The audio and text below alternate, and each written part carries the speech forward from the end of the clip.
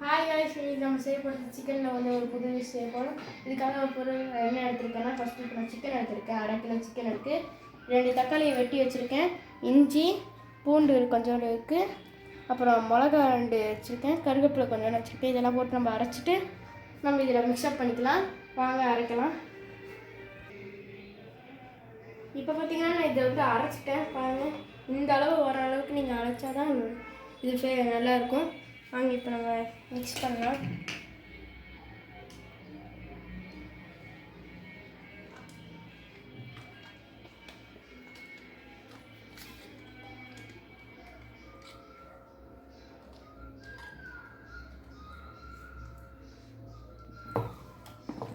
இது வந்து உங்களுக்கு நல்லா டேஸ்ட்டாக கொடுக்கும். இப்போ நம்ம கொஞ்சோண்டு சில்லி பொடி போட்டுக்கலாம். இப்போ கார்ன்ஃப்ளவர் மாவு எடுத்துக்கலாம்.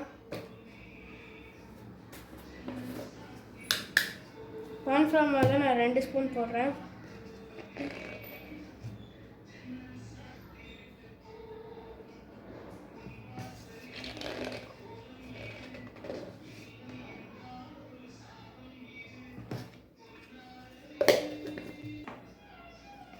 கட்டிடாமல் இதை நீங்கள் பிழிஞ்சால் தான் வந்து கொஞ்சம் நல்லாயிருக்கும்.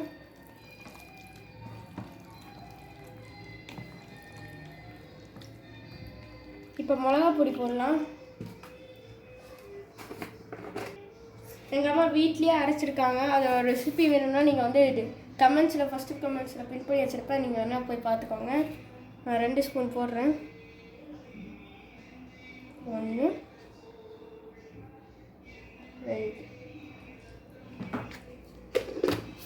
இப்போ நான் இதை நல்லா மிக்ஸ்அப் பண்ணிக்கலாம். இப்போ பார்த்தாலே உங்களுக்கு தெரியும் அது அப்படி எவ்வளோ ருசியாக ஃபேவராக அப்படியே டச் ஆகிற மாதிரி இருக்குன்னு உங்களுக்கே தெரியும். நல்லா கலக்கிக்கலாம். ஓகே, இப்போ நான் கலக்கி முடிச்சுட்டேன். இப்போ நான் வந்து ஒரு 1/2 மணி நேரம் ஊற வச்சுட்டு அப்புறமா இதை எடுத்து பார்க்கலாம்.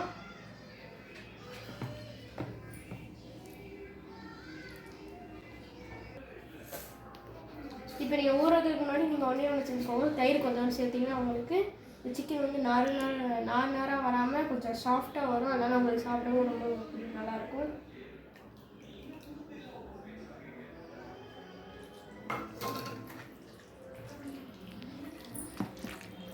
இப்போ சாஃப்டாக வரும். இன்னும் கொஞ்சம் நீங்கள் பொரிக்கும் போது நல்லா சாஃப்டாக வரணுன்னா இந்த மாதிரி தயிர் சேர்த்துக்கோங்க. உங்களுக்கு இன்னும் கொஞ்சம் காரம் வேணால் நீங்கள் மிளகா பொடியும் எக்ஸ்ட்ரா சேர்த்துக்கலாம். இல்லை அந்த மிளகா பொடி வேணும்னாலும் போட வேண்டாம். சரி வாங்க இப்போ ஊறட்டும். வாங்க இப்போ நான் வந்து எண்ணெயை காய வச்சுட்டேன். பாருங்கள், இது சூடாகிடுச்சு. அதனால் சிம்மில் வச்சுருக்கேன். இப்போ நாங்கள் 1/2 மணி நேரம் ஆகிடுச்சு. திறக்கலாம். பார்த்தீங்கன்னாவே உங்களுக்கு தெரியும் அப்படியே ஃபேவரெலாம் அப்படியே ஒட்டி இருக்கு. ஓகே, இப்போ வாங்க கற்றுச்சு போடலாம். நம்ம சிஜரை வச்சு போட்டால் நம்ம கையில் எண்ணெய் தெரிக்காது. அவங்க ஒன்று ஒன்றா போடலாம்.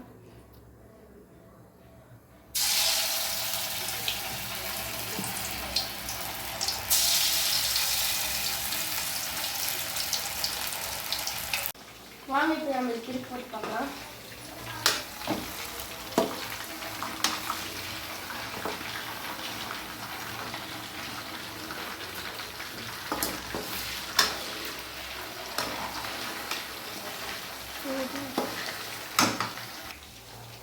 இப்போ நான் இதை எடுத்துட்டேன். இப்போ வந்து நம்ம என்ன செய்யணும்னா இப்போ கிரேவி மாதிரி நம்ம செய்ய போகிறோம். வாங்க அதை எப்படி செய்யணும்னு பார்க்கலாம். இந்த பாருங்கள், இப்போ நான் வந்து இது மொத்தத்தையும் வறுத்து வச்சுட்டேன். வேணால் நீங்கள் இப்படியே சாப்பிட்லாம். பாருங்கள்,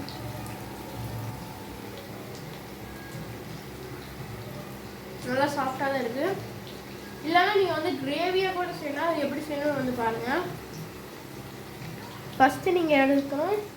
இதை நான் இப்போ திரும்பி அந்த பொரிசனையும் நான் சூட் பண்ணியிருக்கேன். பாருங்கள், உங்களுக்கு தெரிய பார்த்தா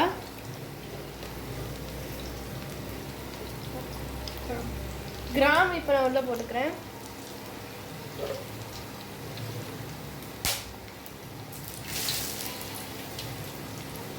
இப்போ நான் பச்சை மிளகா போடுறேன். இப்போ நான் போடுறது வெங்காயம் போடுறேன்.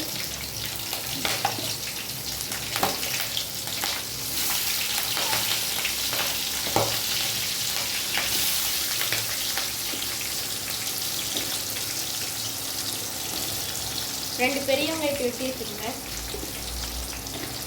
நீங்கள் கிரேவியில் போனால் உப்பு போடலாம், இல்லைன்னா நீங்கள் வந்து சில்லிலேயே இப்போ நீங்கள் செஞ்சதுலேயே உப்பு போட்டு நீங்கள் சாப்பிட்டுக்கலாம். நான் கிரேவியில் உப்பு போடுறேன்.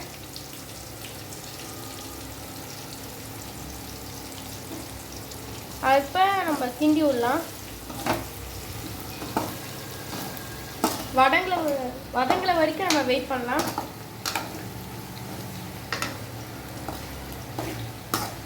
நான் கருவேப்பிலை கொட்டை எடுத்து அந்த கொட்டை பிச்சு போடுறேன்.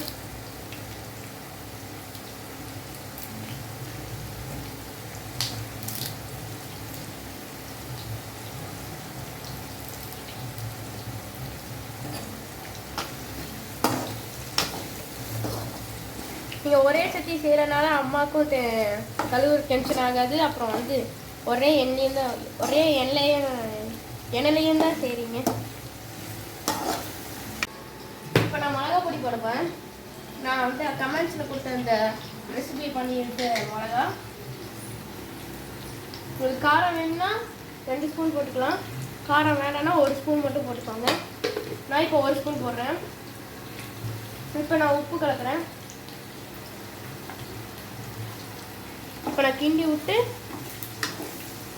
சில்லி எடுத்து போட போகிறேன்.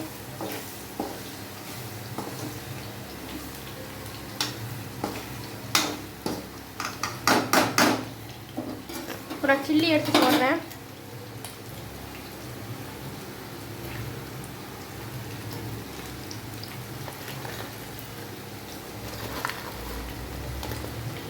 மொத்தமாக போட்டால் கையிலலாம் எண்ணெய் தெரிச்சிடும்.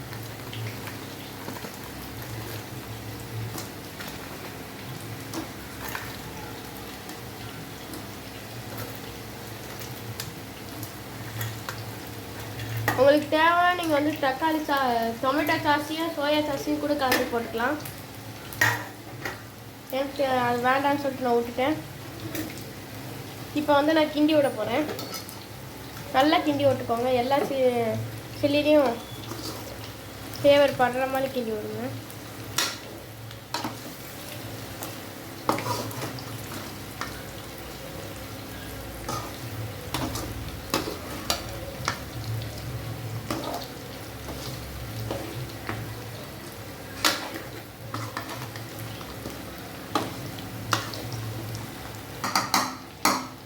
மூடி வைக்கலாம். ஒரு 5 நிமிஷம் லோ ஃப்ளேம்லேயே இருக்கட்டும். இப்போ பாருங்க, நான் இப்போ வந்து நல்லா கிண்டி விட்டுருந்தேன். இப்போ நான் சிம்மில் வச்சு தான் கிண்டி விட்டேன். இப்போ வாங்க பார்க்கலாம் இப்போ வந்து என்ன ஆயிருக்குன்னு. இப்போ பார்த்தா உங்களுக்கு தெரியும், கிரேவி மாதிரி தான் இருக்குது. அவ்வளோதான், இது ரெடி ஆயிடுச்சு.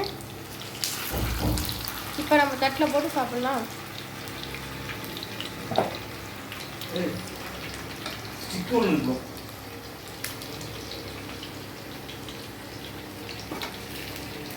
இப்போ பார்த்தாலே உங்களுக்கு தெரியும், அப்படியே கிரேவி ஆட்டம் இருக்குது.